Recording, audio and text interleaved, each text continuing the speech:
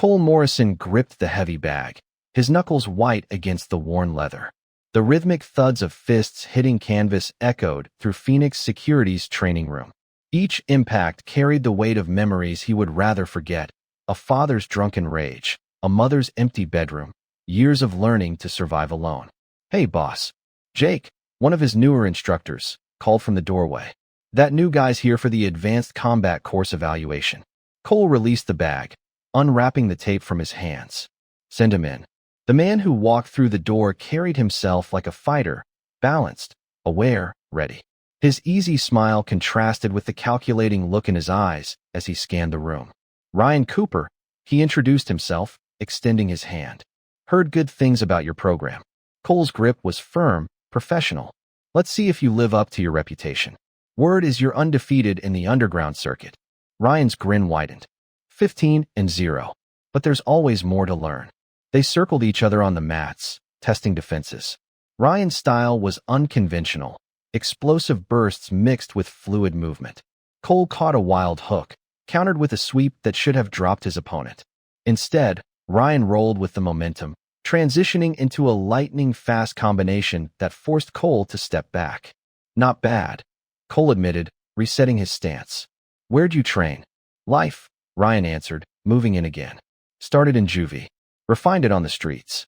Added some formal training later." They continued sparring, the intensity building, neither man giving ground, each reading the other's patterns, adapting. By the time they finished, both were breathing hard, sporting the beginnings of bruises. Bruised and grinning like teenagers, they stood catching their breath. "You're hired," Cole said, tossing Ryan a towel. "Not just for the course. I want you teaching here. Your street experience, combined with our tactical training, could be valuable." Ryan's face lit up. "Seriously, man? That would be perfect. I've been looking for something more stable than just fighting." Over the next few months, their friendship grew beyond the gym. Late-night conversations over beers revealed shared experiences. Broken homes, fighting to prove their worth, searching for something real to hold on to. "You should meet Rachel," Ryan said one night, scrolling through his phone. "My best friend since forever. She's a photographer now, does these amazing shots of fighters. I've been trying to convince her to document some of our training sessions." The phone screen showed a striking black and white image, a fighter mid-punch, muscles coiled, determination etched on his face. The composition captured both power and vulnerability. "She sees things differently," Ryan continued, his voice softening. "Known her since we were kids. Got each other through some rough times. Her parents' divorce hit her hard, but she turned that pain into art. Meanwhile, she helped me cope when Mom got sick. Small-town folks talked, you know how it is, but we didn't care." Cole studied another photo, this one showing a fighter after defeat, head bowed, hands still wrapped, telling a story of pride and loss. "She's got talent. She's coming to shoot at the underground next week. You should stop by." The underground was housed in an abandoned warehouse, the kind of place that appeared empty from the outside but thrummed with energy within.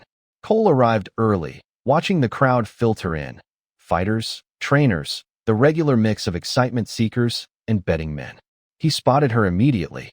Rachel Wilson moved through the crowd like she was dancing, camera in hand, finding angles most people would miss. Her dark hair was pulled back in a messy bun, a few strands escaping. Framing her face as she escaped the lens, she wore combat boots with her dress, practical but stylish, ready to move wherever the shot took her. Ryan made the introductions between matches. "Cole, meet the artist. Rachel, meet the guy who finally kicked my ass in training." "Someone had to." Rachel laughed, her eyes sparkling with mischief. Ryan's ego was getting dangerous. She turned to Cole. "Mind if I get some shots of your fighters tonight? I'm working on a series about the psychology of combat." "Only if I get to see the results," Cole replied. Rachel's camera clicked, catching him mid-sentence. "Deal." The night unfolded in a blur of fights and conversations. Cole found himself watching Rachel work as much as the matches. She moved with confidence, getting close to the action but never in the way, capturing moments others missed, the tension before a bell, the respect between opponents after a hard round, the quiet focus in the corners. "She's something else, isn't she?" Ryan appeared beside him, his voice full of affection. "Always knew she'd do something special with her life." Cole nodded, unable to take his eyes off her. How long have you known each other? Since we were 8. Her family moved in next door. She caught me crying in the backyard after a bad day with my old man. Instead of making fun of me, she showed me her secret hideout in the woods. We've been inseparable ever since. Between matches, Rachel joined them, showing shots on her camera's display. Her passion was contagious as she explained what she saw in each image. Cole found himself drawn into her perspective, seeing the beauty in moments he'd previously viewed only tactically. Want to grab coffee sometime? Cole asked as the night wound down. I'd love to hear more about your project. Rachel's smile lit up her face. Coffee sounds perfect. But I warn you, I take my art very seriously. Their first date stretched from coffee into dinner, then a midnight motorcycle ride along empty roads. She wrapped her arms around his waist, her laughter carrying on the wind as they leaned into the curves. They stopped at a viewpoint overlooking the city lights. Rachel pulled out her camera, capturing the urban constellations below. I love how cities look at night, she said, lowering the camera. All those lights telling different stories. It makes me wonder about the lives happening in each one. Cole watched her, fascinated by how she saw the world. What's your story? Still writing it, she replied, meeting his gaze. Small-town girl who didn't fit in. Using her camera to make sense of the world. Running from some things, chasing others. You're learning to trust again, he said quietly. Building something meaningful out of a rough start. She touched his arm gently. Ryan told me some of it. About your dad. The foster homes. Ryan talks too much. He cares about you. Says you're one of the good ones. Their next day was at her studio, a converted industrial space filled with prints and equipment. Rachel showed him her current projects, including a series on fighters' hands. Look at these, she said, pointing to a print. The wraps, the scars, the way they hold themselves even at rest. Hands tell stories better than faces sometimes. Cole examined the image. You see beauty in the damage. I see beauty in survival, she corrected. In choosing to keep going. To make something of yourself despite the scars. Their relationship intensified quickly, both recognizing something in the other that they had been searching for. Ryan celebrated their connection, often joining them for dinner or training, his presence a comfortable addition to their dynamic.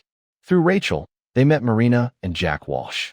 Marina owned the gallery where Rachel was planning her next show, her bold personality matching her artistic vision. Jack, a former boxer turned promoter, fit seamlessly into their fighting circle. You two are perfect together, Marina declared one night at dinner. The warrior and the artist. Both the fighter and the artist saw beauty in the struggle. Jack raised his glass to new friendships and to worthy matches. Cole noticed occasional moments. A look exchanged between Rachel and Ryan that lingered a beat too long. A private joke from which he was excluded, but he dismissed these as the natural closeness of old friends. He was learning to trust, to believe in the family he was building. The proposal came after a particularly successful fight night. Cole had been training a young prospect who won decisively, and Rachel had captured the entire journey in her photographs. Marry me, he said as they reviewed the images in her studio. Be my partner in all of this. Rachel's camera clattered onto the table. What? I love you. I love how you see the world, how you've helped me see it differently. I want to build a life with you. She launched herself into his arms, tears streaming down her face. Yes. God, yes. The wedding was small but perfect. Ryan stood as best man. His speech moved everyone to tears as he spoke of destiny and true love. I've known Rachel most of my life, he said, his voice thick with emotion. I've watched her grow into this amazing woman. Cole, brother, you're the only man I trust with her heart. You two were meant to find each other. After the speech, Cole embraced him. Thank you, man, for everything. Ryan hugged him back tightly. I just want you both to be happy. Their life settled into a comfortable rhythm. Cole's security business thrived, with Ryan helping to expand their training programs. Rachel's photography career bloomed under Marina's guidance, her exhibitions drawing increasing attention in the art world. The pregnancy test changed everything. We're having a baby, Rachel whispered, showing him the positive result. We're going to be parents. Cole lifted her in his arms, spinning them around the kitchen. I love you so much. But as her belly grew, subtle changes crept in. Rachel joined what she called an artistic meditation group that met late at night. Her phone, gaining new passwords. Her studio suddenly became off-limits. "It's just pregnancy hormones," she said when he asked about the changes. "And you know how protective artists are about works in progress." Cole tried to understand, to give her space, but the doubts grew, feeding on small moments. Rachel's disappearance during their anniversary dinner. The second phone he found hidden in her camera bag. The sound of her laugh from behind Ryan's closed apartment door. He was losing her, losing them both, and he didn't know why. Chapter 2. Fracture lines. The first crack in their perfect life appeared on a Tuesday evening. Cole returned early from a training session, hoping to surprise Rachel with takeout from her favorite Thai place. The studio door was locked, unusual for that time of day. "Rachel," he knocked, balancing the food bags. "Got dinner." Shuffling sounds came from inside, followed by whispered voices. When Rachel finally opened the door, her cheeks were flushed, her hair disheveled. "You're early," she said, blocking the doorway. "I'm in the middle of something. Thought we could eat together. Haven't seen much of you lately." Her hand rested protectively on her growing belly. "Can we do it later? This project, it's complicated. Needs my full attention." Behind her, Cole glimpsed covered canvases, papers hastily shoved into drawers. Not the usual organized chaos of her workspace. "Sure," he said, forcing a smile. "I'll leave it in the kitchen." That night, he woke to find her side of the bed empty. The clock read 2:47 a.m. He found her in the living room, typing rapidly on her phone. "Can't sleep?" he asked. Rachel jumped, quickly locking the screen. "Baby's active tonight. Didn't want to wake you." "Who are you texting?" "Marina. She's in New York, different time zone." Cole nodded, not mentioning that he knew Marina was actually in town. He'd seen her at the gym that morning. The lies accumulated like dust, small but constant. Rachel's meditation group met 3 times a week now, always at odd hours. She would return with a distracted air, offering explanations that never quite aligned. She returned home carrying a strange energy about her, seeming both guilty and defiant at once. During a routine cleaning, Cole discovered a hotel room receipt tucked inside her jacket pocket. When confronted, Rachel blamed her pregnancy. "My bag must have picked up someone else's receipt at the gallery," she said, avoiding his eyes. "You know how scattered I've been lately." Ryan's behavior shifted as well. The man who had once been like a brother grew distant, making excuses to skip their training sessions. Other fighters reported seeing him at gyms across town, training intensely despite his claimed knee injury. One afternoon, Cole stopped by Ryan's apartment unannounced, hoping to clear the air. Rachel's distinctive laugh drifted through the door just before Ryan answered, alone, slightly out of breath. "Just watching old videos," Ryan explained, running a hand through his mussed hair. "From back home. Reminiscing, you know." Marina's comments grew increasingly strange. During a gallery opening, she cornered Cole by the wine table. "Childhood bonds are powerful things," she said, swirling her glass. "Some connections never really break, no matter what comes between them." "What are you trying to say, Marina?" She smiled enigmatically. "Just that love takes many forms. Some we choose, some choose us." Later that night, he overheard her on the phone discussing a special photo shoot with someone whose name she never mentioned. When she noticed him listening, she quickly ended the call. Jack's behavior was perhaps the most telling. The usually boisterous promoter grew quiet around Cole, avoiding eye contact and inventing reasons to leave whenever Cole arrived at a fight night. Jack drank heavily, his guilt seemingly weighing on him. "Cole, man, I need to tell you something about Rachel," and Marina appeared suddenly, her hand gripping Jack's arm. "Honey, you're drunk. Let's get you home." The look she gave her husband could have frozen fire. Cole's security training kicked in. He began noting patterns: Rachel's phone, the odd glances, the unexplained absences, piecing together a picture he did not want to see. The calls always came at specific times. Her meditation group meetings coincided with Ryan's new training schedule, and Marina's gallery was often locked during the hours it should have been open. Their anniversary dinner became a turning point. Rachel wore a new dress, black with silver threads that caught the light. They were halfway through the main course when her phone buzzed. "I have to take this," she said, already standing. "Gallery, emergency." Cole waited 5 minutes, then followed. He found her in the parking lot, mascara streaking her cheeks as she spoke intensely into a phone he'd never seen before. "You can't do this now," she was saying. "We had a plan. I know it's hard. Just stick to the timeline." She saw him and quickly ended the call. "That was my mother," she said, wiping her eyes. "She's trying to reconnect." Cole said nothing about the second phone he found later in her camera bag, hidden beneath spare batteries and memory cards. He didn't mention the text messages he glimpsed, desperate words about love and patience and promises. The pregnancy progressed, their baby growing while their marriage crumbled. Rachel's doctor ordered rest, but she seemed more active than ever, always rushing off to appointments Cole wasn't invited to attend. During a routine ultrasound, the technician asked about family medical history. Rachel's answers about Ryan's family, detailed knowledge of conditions and traits, raised questions she quickly dismissed.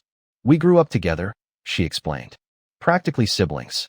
You learn these things." The technician's raised eyebrow said more than words could.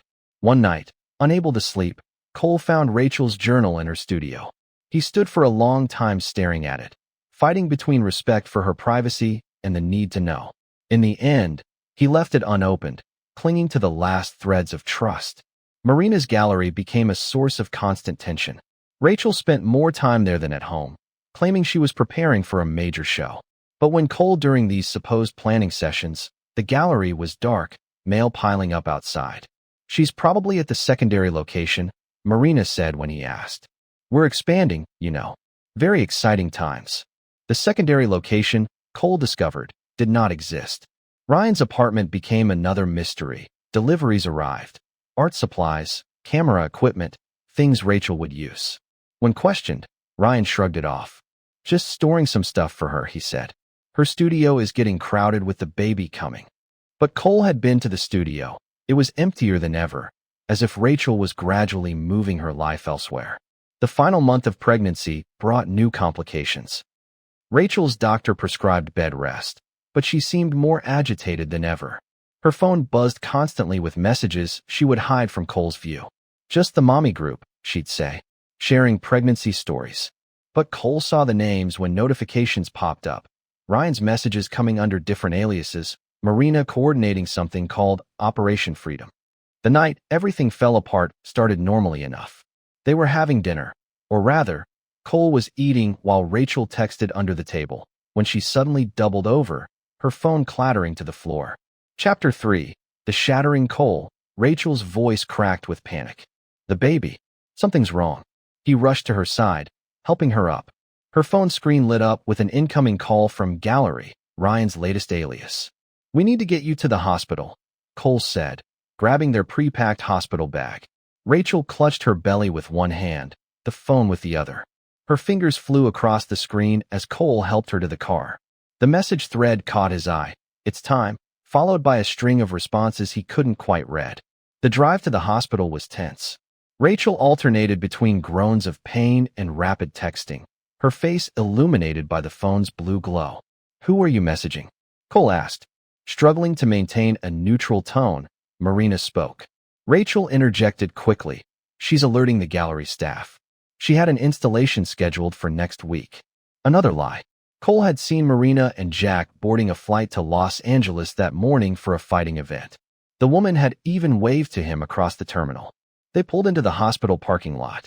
Rachel's demeanor changed suddenly. Her apparent pain seemed to subside as she spotted something through the windshield. Cole followed her gaze to a familiar figure sprinting toward the emergency entrance. "Ryan." "Perfect timing," Rachel whispered, then caught herself. "What did you say?" Cole asked. Her face contorted into a cruel smile, one he had never seen before. "I said, perfect timing. You can go now, Cole." "What?" "Rachel, thanks for the ride, idiot." She threw open the car door. "Now the real father can be there." The words hit Cole like physical blows. Rachel was already running toward the entrance, toward Ryan, her pregnancy waddle completely gone. They embraced at the hospital doors, Ryan's hands protectively covering her belly.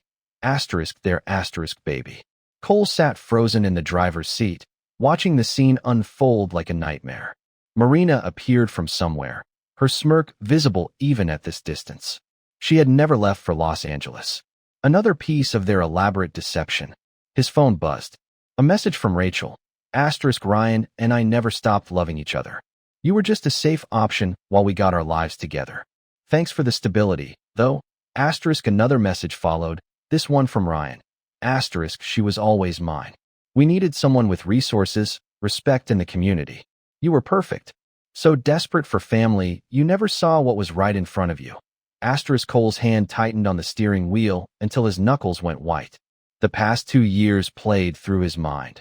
Every strange moment, every hidden phone call, every unexplained absence now painfully clear. Marina sauntered over to his car window. You should have seen them together at the gallery after hours. The passion, we planned it all, the late-night meetings, the secret photo shoots. They needed time to put their finances in order, to build their reputations. You provided such a perfect cover. Jack knew. Cole's voice was barely recognizable. Of course he knew. Why do you think he couldn't look you in the eye? He wanted to tell you so many times, but she shrugged. Business is business. Ryan's fights bring in good money. Cole's phone kept buzzing. Messages from mutual friends who had been in on the deception, each one revealing another layer of betrayal. The fighting community had known. The art world had known. He had been the only one blind to it. Rachel's final message was a photo. Her and Ryan kissing in her studio, dated the day before their wedding. The caption read, asterisk, always his. Thanks for paying for the perfect wedding, though. The photos were amazing. Asterisk. The hospital doors closed behind them, leaving Cole alone in the parking lot with the shattered pieces of his life. The baby bag sat in the back seat. He had packed it with such care, such hope. Inside were tiny clothes he'd bought, a stuffed animal he'd chosen, all for a child that was never his. More messages arrived through the night. Rachel demanding he maintain her lifestyle until she and Ryan were settled. Ryan threatening to end him if he caused problems with Rachel's pregnancy. Marina detailing how they had used Cole's connections and resources to build their secret life. Their perfect plan, using him as a respectable cover while they prepared for their real life together, had worked flawlessly until now. But in their moment of triumph, they couldn't resist twisting the knife, showing him exactly how thoroughly he had been deceived. The security cameras would show Cole sitting in that parking lot until dawn, utterly still, as his world collapsed around him. When he finally drove away, he left behind more than just the baby bag. He left behind his trust, his hope, and the man he had been. He believed in love and family and brotherhood. They wanted him to break. Instead, he went silent, the kind of silence that comes before a storm, before vengeance, before justice. But that would be another story for another time. For now, in that endless night, Cole Morrison sat alone with his pain, planning, remembering, surviving, just as he had always done. Chapter 4. First Blood. The mountain cabin stood isolated among pine trees, its weathered walls holding decades of secrets. Cole sat motionless on the porch steps, his phone lying dead beside him. He hadn't charged it since that night at the hospital 2 weeks ago. A vehicle approached on the gravel road, the first visitor since Cole had arrived. The black SUV parked next to his motorcycle, and a tall man stepped out, his bearing military despite civilian clothes. Thought I might find you here, Michael Stone said, climbing the steps. Your security company called me when you went off-grid. Cole didn't respond. Michael disappeared inside the cabin, returning with 2 cups of coffee. Drink, he ordered. Then we talk. They sat in silence until Cole's cup was empty.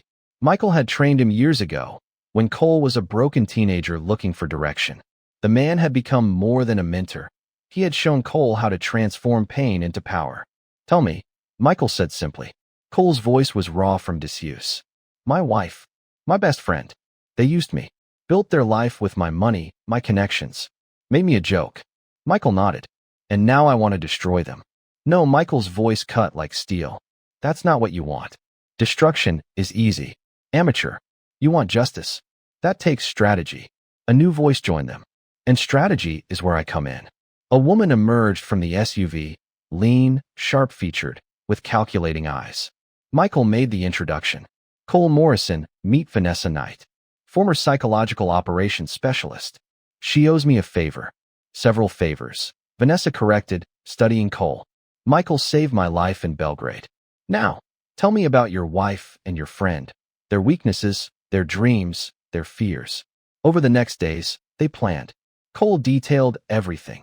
Rachel's terror of returning to small-town obscurity, her desperate need for artistic recognition, Ryan's pride in his undefeated record, his ambition to open his own gym. Their strength is their bond, Vanessa noted. But it's also their weakness.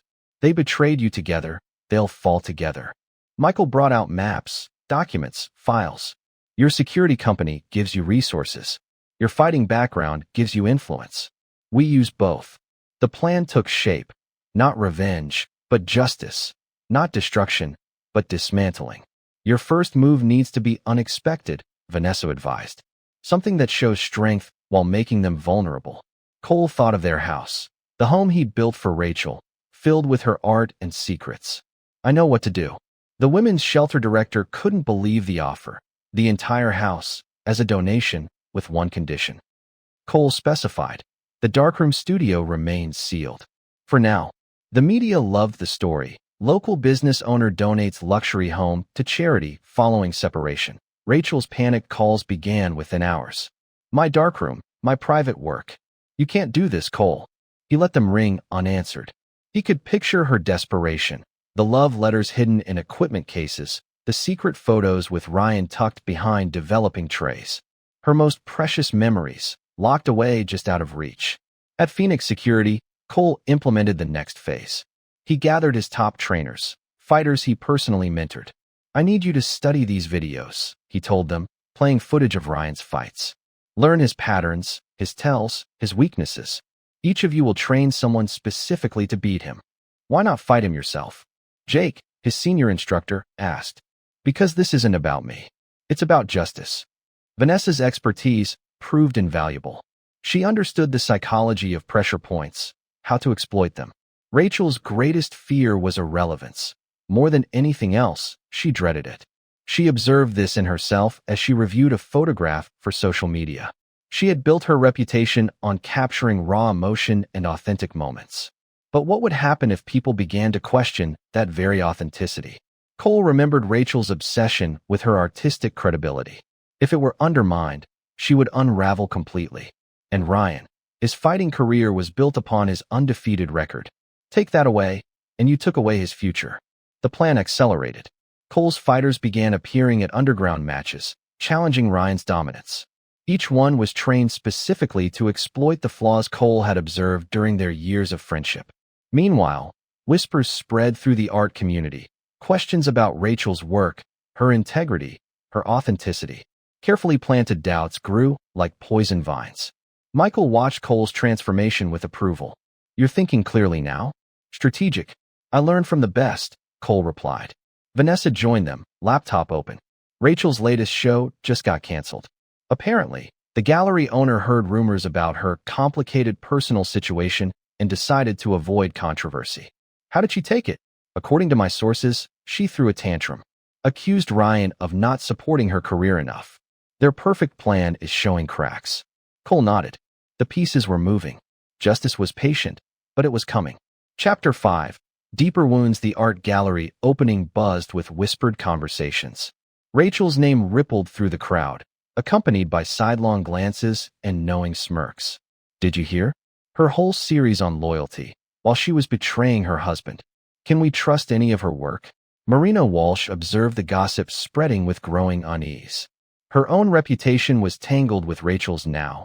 The special meetings she'd arranged, the lies she'd told. It was all coming back to haunt her. She found Rachel in the bathroom, reapplying mascara with shaking hands. They're talking about me, Rachel said. Regarding my work. How did they discover it? Marina could not meet her own gaze in the mirror. News travels swiftly. The art world adores a scandal. Fix this. You are supposed to be managing my career. It is not that simple anymore.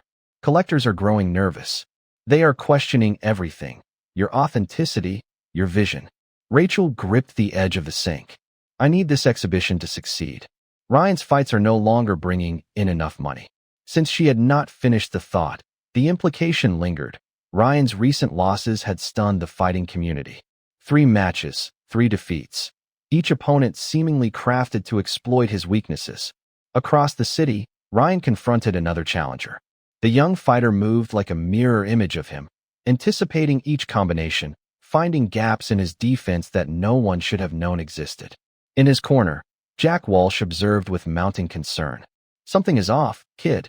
These new fighters, it is as if they know your playbook. Ryan spat blood into a bucket. Cole has to be involved.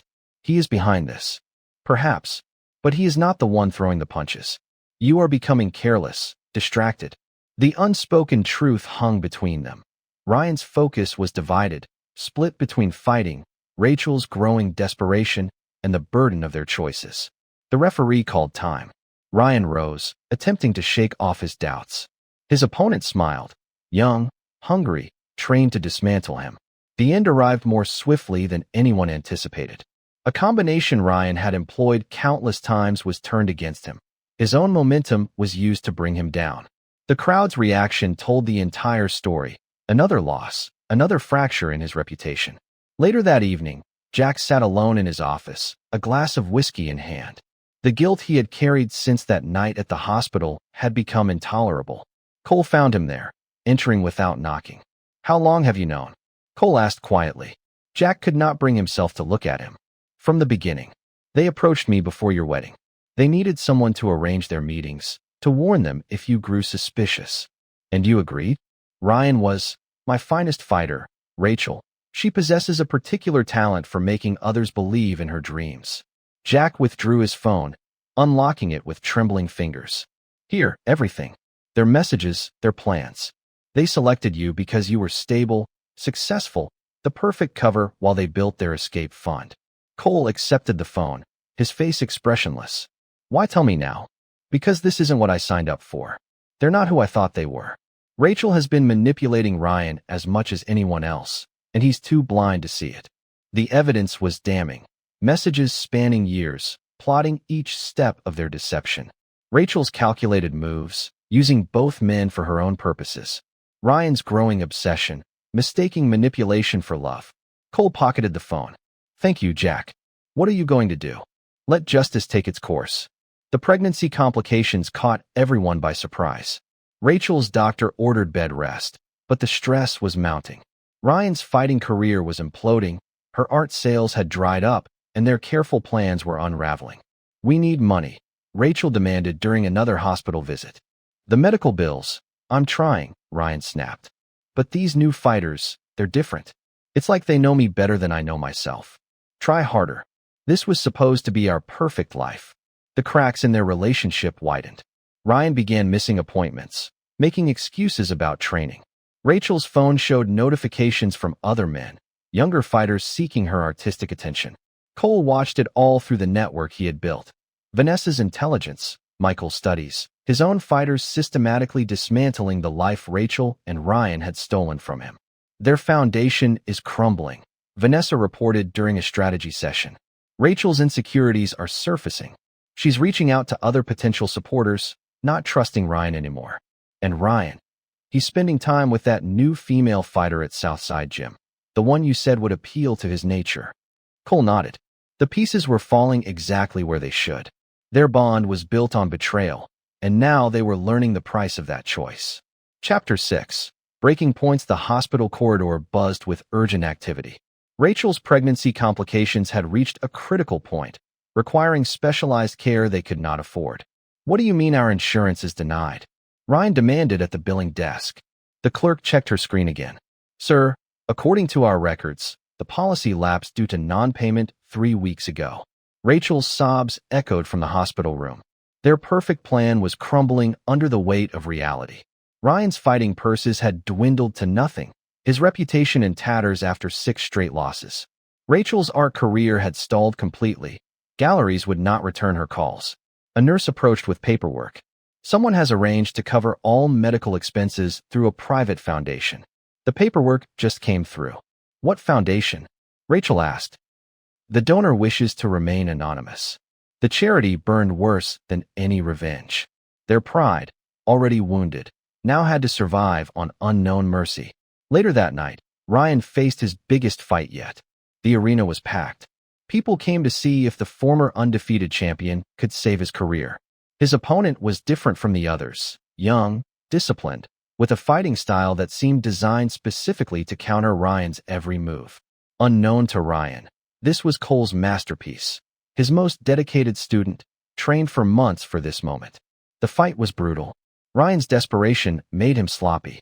Each mistake was punished. Each pattern was exploited. By the third round, Blood streaked his face as his dreams of redemption slipped away. In his corner, Jack saw the end coming.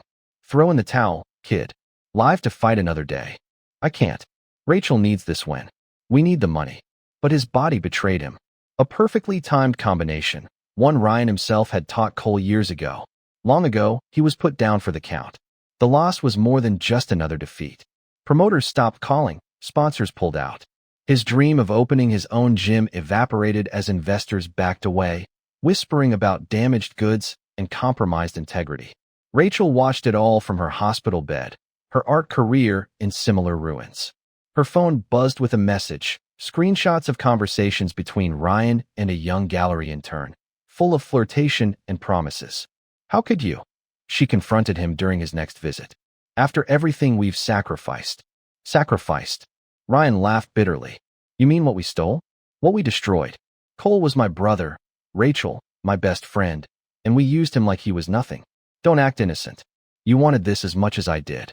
Did I? Or did you play me just like you played him? The truth hung between them. Their perfect love story, built on lies, was finally facing reality's harsh light.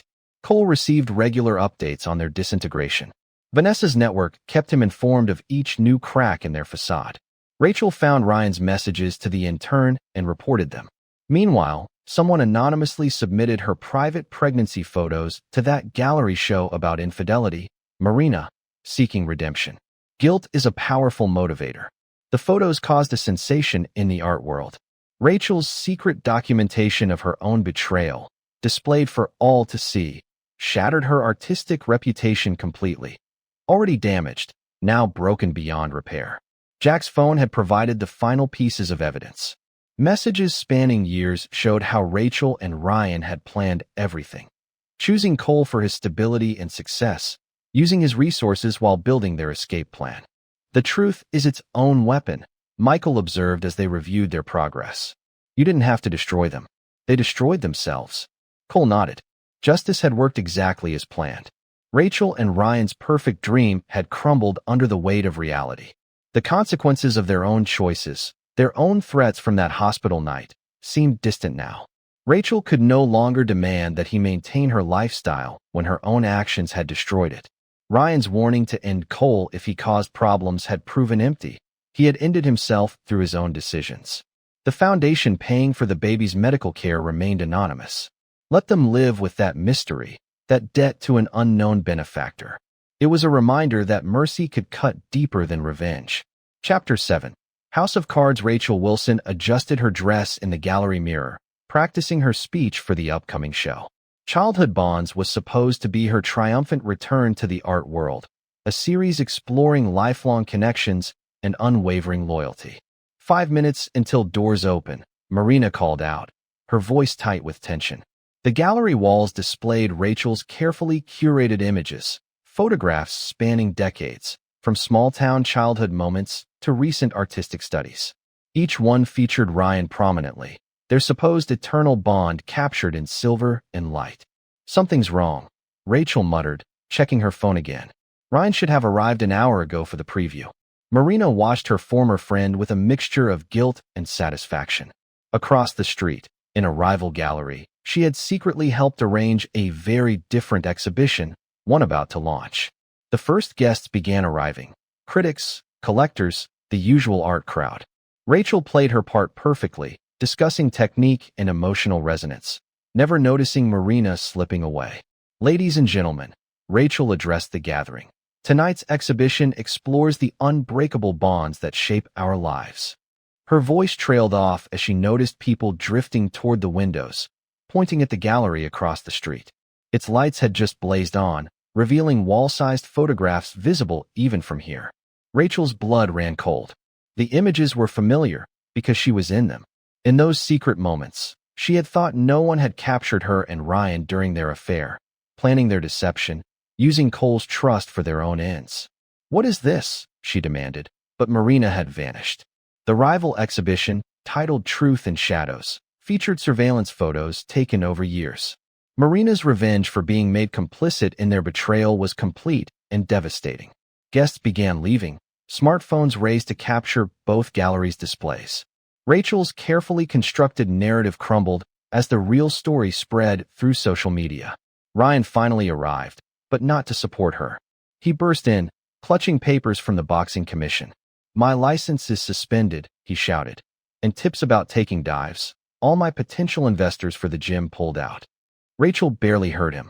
She was staring at the next set of photos lighting up across the street. Images she herself had taken, documenting their betrayal almost compulsively. Marina had found her secret digital archive. "How did they get those?" Ryan demanded. "Those were in your private storage." "Marina," Rachel whispered. "She helped me back up my work last month." The exhibition across the street had a third act. Marina herself appeared, inaugurating a multimedia installation called Beautiful Lies. It featured not just photos, but texts, emails, and recordings documenting years of manipulation. Rachel's phone buzzed with a medical alert. The baby's genetic condition was requiring new specialists. But that wasn't what made her sink to her knees. The latest test results were attached. "Ryan," she choked out. "The baby, the DNA test." He grabbed the phone, face draining of color as he read. Science had revealed one final, devastating truth. He wasn't the father either. The gallery erupted in chaos. Art critics and influencers live-streamed the unfolding drama. Rachel's photographs of loyalty and lasting bonds now seemed like a sick joke. Cole's students arrived in groups, filling the space. Clad in their Phoenix security shirts, they maintained a silent vigil. Their presence alone forced Ryan to confront all he had lost. "You can't fight anymore," Rachel accused. "You can't support us. What happened to our perfect plan?" "Perfect plan?" Ryan laughed bitterly. "Look around. We destroyed ourselves." Cole didn't have to do anything except let the truth come out. The truth was still unfolding.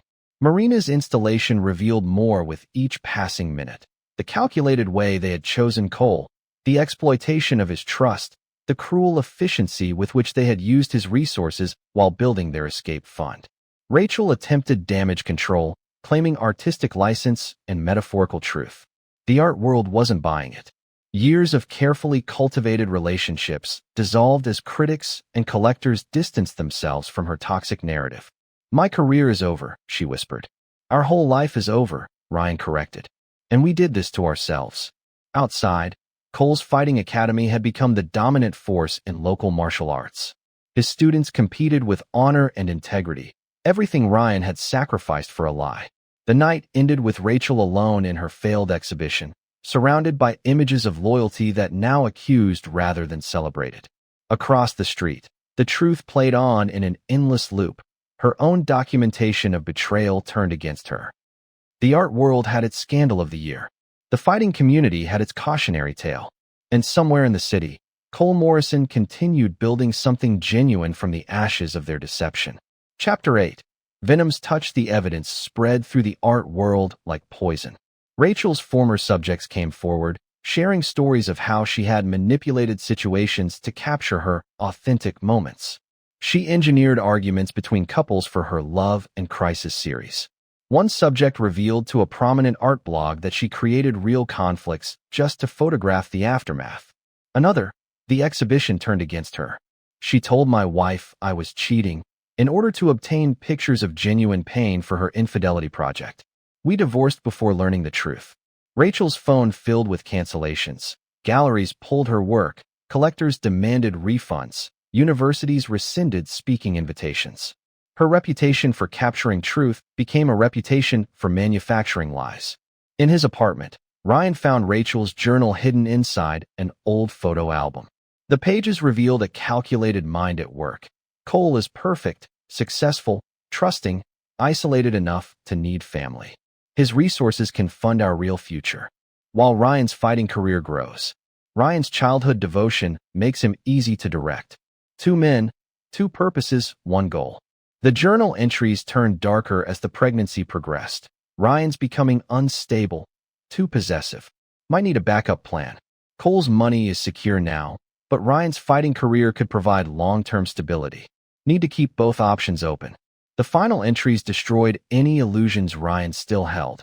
Meaningless sex with Jack was a mistake, but might prove useful. Ryan's ego makes him believe the baby is his. Cole's too trusting to question it. 3 men serving my needs, none seeing the whole picture. Ryan hurled the journal across the room. their childhood bond, their supposed eternal love, all manipulations by a master deceiver. The baby's paternity revelation shattered their remaining social circle. Jack Walsh, the actual father, faced his own reckoning as the truth emerged. "I was drunk," he told Marina. "Rachel said she needed comfort, that Ryan was neglecting her. She never told me she was already sleeping with both of them." Marina's revenge expanded beyond exposing Rachel's lies. She systematically contacted everyone Rachel had ever photographed, encouraging them to share their stories. A pattern emerged. Rachel hadn't just documented betrayal, she'd orchestrated it. Her camera captured genuine pain because she had created it. Cole's engineered genuine destruction combat school flourished during the fallout. His training philosophy emphasized honor, integrity, and genuine achievement. Each class stood as an accusation against everything Ryan had sacrificed. Ryan watched through the gym's windows as former friends and training partners worked out. They had chosen sides, chosen truth, chosen to stand with the man he betrayed. Rachel's desperate attempt to reclaim her past failed spectacularly. She returned to their small town hoping to reconnect with old supporters. Instead, she found her childhood home had become a monument to consequences. Former neighbors shared stories of her manipulations stretching back to youth. "She told each of us different versions of her parents' divorce," one recounted. An old high school friend revealed. "She played us against each other for attention. Should have seen this coming." The town's Facebook group filled with revelations. Teenage Rachel orchestrating conflicts, documenting drama she created, using others' pain for her art. "Remember when she told your boyfriend you were cheating?" one former friend wrote to another. "Got great photos of the breakup, though." Rachel fled back to the city, but found no refuge there. Her artistic reputation was toxic, her presence unwelcome in galleries that had once celebrated her work. Chapter 9. Final pieces. The invitation arrived on expensive paper. Rachel Wilson, Presence Redemption, a journey through truth and reconciliation. Cole held the card, reading the desperate bid for resurrection. The gallery was smaller than Rachel's usual venue, the timing late afternoon instead of prime evening hours. "Are you going?" Vanessa asked, watching his expression. "Yes," he said simply. "Time to end this." The exhibition space was half empty. Rachel had lost weight, her clothes replaced by simpler attire. She flinched when Cole entered but forced herself to approach. "Thank you for coming," she said. "I'm not here for you." The photographs on display revealed a different Rachel, humbled, searching for meaning in her downfall. Yet even these images felt calculated, designed to evoke sympathy. Ryan arrived separately, looking older than his years. His fighting career was over. His dream of opening a gym had been shattered by revelations of compromised integrity. "Cole," he started, "brother, we're not brothers. I know. I betrayed that. I betrayed everything." Ryan's voice cracked. "She played us both. But I let her. I chose to believe the lies because they felt better than the truth." The apology came too late for forgiveness, but it offered something Cole hadn't expected: closure. Ryan's destruction was complete, yet it had come from his own choices. Across the gallery, Rachel made one final attempt to rewrite history. A documentary crew filmed her tearful confession. "I lost myself in the art of deception. I used real people, real emotions, real pain to create something false. The price was my soul." The footage would play in galleries across the city, not as redemption, but as a warning about the cost of betrayal. Through it all, Cole had maintained contained, anonymous support for the baby, financial assistance, medical care, educational trusts. The child deserved a chance to break the cycle of lies. "The baby's doing well," Vanessa mentioned later that night. "Jack's being a better father than anyone expected. Good. She deserves that much." Their relationship had grown naturally, built on shared understanding and absolute honesty. Vanessa's intelligence work had taught her the value of truth, while Cole's experience had shown him the importance of earning trust. Together, they expanded Phoenix Security's mission beyond combat training. They taught ethics and integrity. Their students learned that true strength came from character, not deception. The story became legend in both fighting and art circles. Not just the betrayal, but the way justice had come through truth rather than violence. You could have destroyed them physically. During a training session, Michael Stone observed that one must often choose the more difficult path, for destruction comes easily. Cole later recalled his mentor's earlier wisdom. True justice requires strategy. The foundation was established last, a means of supporting young fighters and artists who had demonstrated integrity. Every grant recipient learned the story, coming to understand the steep cost of betrayal and the enduring value of honor. Rachel made one final attempt to reach Cole. Her letter arrived on the foundation's official stationery. "You did not win by harming us, but by rising above us." The child will grow up knowing her father chose to help her, despite everything. That is a legacy I can never equal. Cole did not reply. His legacy would express itself through action, through the lives he touched, the students he taught, and the principles he upheld. The betrayal that might have shattered him instead revealed his deepest strength. He had confronted darkness but chosen light. He had transformed pain into purpose, building something genuine from the ashes of deception. In the end, that was the greatest justice of all. Epilogue. 10 years later, Phoenix security had grown beyond recognition. The original training facility now anchored an entire complex of buildings devoted to what the media termed the Morrison Method, a comprehensive system of personal development integrating physical training, ethical leadership, and psychological resilience. Cole Morrison stood in his office, watching students move between classes. The fighting arena where he had once trained Ryan was now just one part of a larger mission. The walls were adorned not with Rachel's artistically altered images, but with authentic photographs taken by students, documenting their own journeys. The Singapore branch just confirmed their opening date, Vanessa said as she entered, tablet in hand. After marrying 7 years earlier, she had woven her intelligence expertise into the curriculum, teaching students to recognize manipulation and to cherish genuine relationships. How is their instructor certification proceeding? Michael personally oversaw the final stages of the schedule. Now in his 60s, Michael Stone remained an imposing figure, having transformed from mentor into partner. His military experience, combined with Cole's fighting background, created a training program that attracted clients from around the world. The Morrison Foundation had also flourished, supporting young artists and fighters who demonstrated exceptional integrity.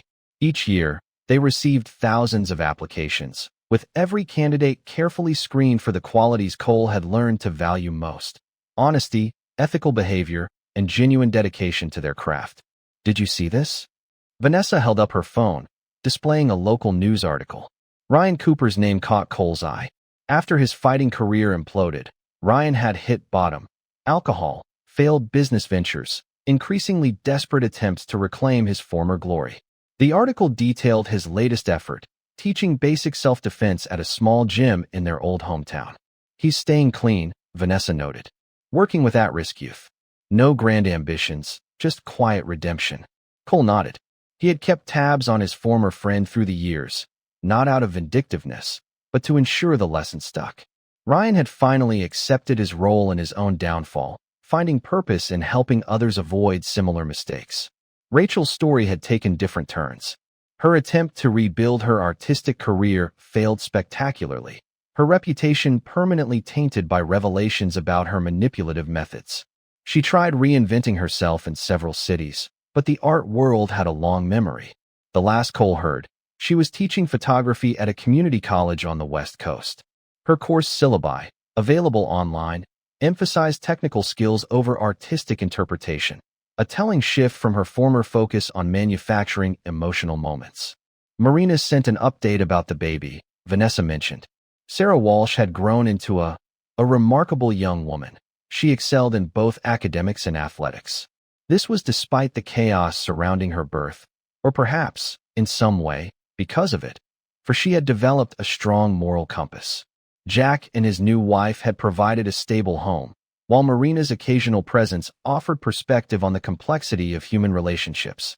Cole's anonymous foundation still supported Sarah's education, a commitment he maintained without ever meeting her. The funds were channeled through multiple layers of legitimate organizations, ensuring she would never face the burden of a direct connection to her parents' choices.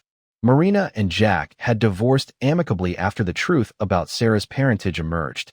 Marina returned to the art world, but with a different focus. Her gallery now specialized in documentary photography, emphasizing authenticated journalistic work over artistic interpretation. Jack found unexpected success in training young boxers. His own experiences with deception made him particularly adept at spotting and nurturing genuine talent. He and Marina maintained a cordial relationship, centered around Sarah's well-being. The fighting community had evolved. The underground matches where Cole first met Rachel still existed, but Phoenix Security's influence had fostered a culture that valued integrity over mere victory. Fighters trained in the Morrison method were known for their disciplined approach and ethical conduct. "The documentary crew is here," Vanessa reminded him. A major sports network was producing a series on transformative figures in modern martial arts. Cole had initially declined to participate, but the producers convinced him that his story could help others recognize and avoid manipulation in their own lives. The interviewers set up in Cole's office, beginning with standard questions about Phoenix Security's success. Cole gave measured responses about training methodology and business growth. But the conversation inevitably turned personal. "Your experience with betrayal shaped this organization's emphasis on integrity," the interviewer noted. "Do you regret not seeing the signs earlier?" Cole considered his answer carefully. "Betrayal teaches you to read people, but it can also make you cynical. The challenge is learning to trust wisely, rather than not trusting at all. You've never publicly discussed Rachel Wilson or Ryan Cooper. Why break that silence now?" "Because enough time has passed for this to be about lessons rather than individuals. Their choices destroyed the life they wanted, but they also showed me the life I needed to build." The interview covered the foundation's work, including its support for ethical artists, a detail that would certainly reach Rachel in her new life. Cole didn't mention that he received regular updates about her situation, including her recent efforts to document her own journey of redemption. After the crew left, Cole found himself reflecting on the decades since that night in the hospital parking lot. The betrayal that could have broken him had instead focused his purpose, showing him how to transform pain into positive change. Vanessa touched his arm gently. Sarah's college application arrived. The envelope bore the Phoenix Foundation's address. Sarah Walsh, unknowingly seeking support from the man her parents had betrayed, had written an essay about integrity and consequences. "She's nothing like them," Vanessa said, reading the application. "Top grades, volunteer work, glowing recommendations. The genetic testing center she interns at says she has a gift for uncovering truth in data." Cole smiled at the irony. The child born of deception had grown into someone dedicated to revealing truth through science. He signed the approval for a full scholarship, maintaining the anonymity that had protected her from her parents' legacy. That evening, Cole taught an advanced class combining combat techniques with ethical decision-making. The students listened intently, unaware of the personal history that had forged every lesson he shared. The participants included professional fighters, law enforcement officers, and corporate executives, all seeking something beyond mere physical skills. "Strength without character is dangerous," he told them, echoing Michael's lessons from years past. "Trust without wisdom is vulnerable. The key is building both." Later, while reviewing security footage from Phoenix facilities worldwide, Cole saw his principles taking root across cultures. Each training center emphasized the same core values, creating a network of individuals committed to integrity. The Morrison Foundation's annual gala brought together recipients from various fields: young fighters who competed with honor, artists who documented truth rather than manufacturing drama. Each success story validated Cole's belief that integrity could be taught and cultivated. Michael Stone attended these events as a proud father figure, watching his protege build something unprecedented in both the fighting and business worlds. His military contacts had expanded Phoenix Security's influence into specialized training for elite units, emphasizing ethical decision-making under pressure. The gala's keynote speaker was a former Foundation recipient who had become a respected sports psychologist. Her research on integrity in athletics cited the Morrison case study, without naming names, as a turning point in how the fighting community viewed character development. A week later, Cole received an unexpected letter. Ryan had written from the small gym where he now taught, not asking forgiveness, but sharing his own journey toward redemption. "Working with these kids, I see myself at that age, talented but unfocused, looking for shortcuts. Teaching them about consequences isn't easy, but it matters. You showed me that." Cole filed the letter with others he had received over the years, from Rachel, from Marina, from various participants in their shared drama. Each documented a different path toward understanding the true cost of betrayal. The story of Sarah Walsh particularly captivated the documentary filmmakers. Though they respected Cole Morrison's insistence on protecting her privacy, her academic papers on the ethics of genetic testing suggested she had inherited her mother's formidable intelligence. Yet she channeled that intellect toward uncovering truth rather than crafting deception. The fighting world cultivated its own legends about Cole Morrison, the undefeated trainer whose students competed with unprecedented integrity. Some claimed he could identify a dishonest fighter simply by observing their practice sessions. Others whispered about the notorious betrayal that had fundamentally shaped his philosophy. Rachel's community college students sometimes stumbled upon her old photographs online, never realizing their technical skills instructor had once been a rising star in the art world. She never discussed her past work, focusing instead on teaching fundamentals and professional ethics. The art world itself had developed new authentication protocols, partly inspired by the Rachel Wilson scandal. Galleries now required extensive documentation of artistic process, protecting both artists and subjects from manipulation. Marina's Beautiful Eyes installation had gained international recognition, becoming a case study in art ethics courses. She occasionally gave lectures about her role in the events, emphasizing themes of personal responsibility and redemption. Cole and Vanessa's marriage proved that trust could be rebuilt after betrayal. Their relationship, founded on complete honesty and shared values, stood as a counterpoint to the deceptions that had once shaped their paths. The success of the Morrison method attracted attention from psychiatrists and researchers studying resilience and ethical development.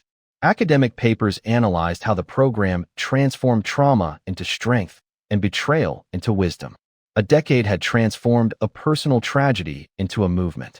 Graduates of Phoenix Security now worked in law enforcement, military special operations, and corporate security. In both amateur and professional athletics, Cole's emphasis on integrity was carried forward as the foundation of true strength. The foundation's work extended beyond individual grants, funding research into character development and ethical decision-making. Universities partnered with Phoenix Security to study how physical training could reinforce moral choices. Sarah Walsh's generation knew nothing of the scandal surrounding her birth. To them, the Morrison Foundation represented excellence and integrity. Some of her classmates trained at Phoenix security facilities, never suspecting their connection to her history. Cole's office contained one photograph from his previous life, the last image Rachel had captured of him training Ryan. He kept it as a reminder that trust given unwisely could be devastating, but trust withheld entirely prevented growth. The documentary aired internationally, prompting discussions about integrity in sports and business. Viewers recognized universal themes in Cole's story: betrayal, resilience, and the choice to build rather than destroy. The epilogue to Cole Morrison's story was not about revenge or destruction. It was about the transformation of pain into purpose, betrayal into wisdom, and personal tragedy into global impact. His legacy lived on in Sarah Walsh's dedication to scientific truth, in Ryan Cooper's quiet work with troubled youth, and in Rachel Wilson's focus on technical reality over artistic manipulation. It lived in each Phoenix security graduate who chose integrity over expedience, and in each foundation recipient who transformed their field through ethical leadership. 10 years had proven that the greatest victory came not from destroying those who betrayed you, but from building something they could never taint. Cole Morrison's response to betrayal created ripples that continued to spread, touching lives far beyond the original drama. In the end, that was the real story, not the betrayal. It was that which began it all, yet the truth which emerged revealed that strength, built upon integrity, would always outlast deception. This is where our story draws to a close. Share your thoughts in the comments section. Thank you for your time. If you have enjoyed this story, please subscribe to this channel. Click on the video you see on the screen, and I will see you there.